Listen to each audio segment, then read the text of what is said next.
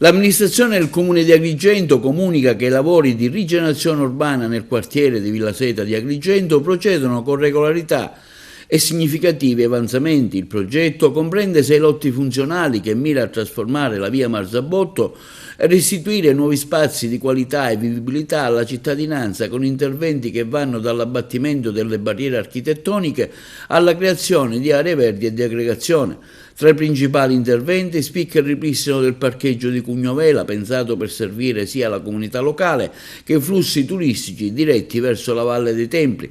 Su richiesta dell'assessore comunale Principato, i lavori sono stati accelerati per supportare gli eventi di Agrigento Capitale della Cultura 2025, garantendo così un sistema di parcheggio integrato con i trasporti pubblici, le navette e il treno storico. Ciò permetterà ai visitatori di accedere facilmente ai principali punti di interesse, incluso il Tempio di Vulcano e la stazione centrale.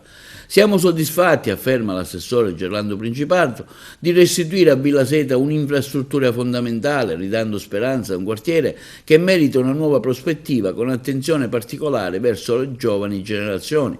Con un investimento di circa 10 milioni di euro, questa rigenerazione urbana rappresenterà un punto di svolta per la città. Aree verdi, una pista ciclabile, nuovi spazi di socializzazione daranno vita a un quartiere sempre più vivibile e sostenibile, con particolare attenzione alla mobilità e alla qualità ambientale. Agrigento è pronta a cambiare con fatti concreti una visione a lungo termine. La rigenerazione urbana è già in atto e il futuro è già ora, afferma l'assessore ai lavori pubblici alla rigenerazione urbana del comune di Agrigento, Gerlando Principato.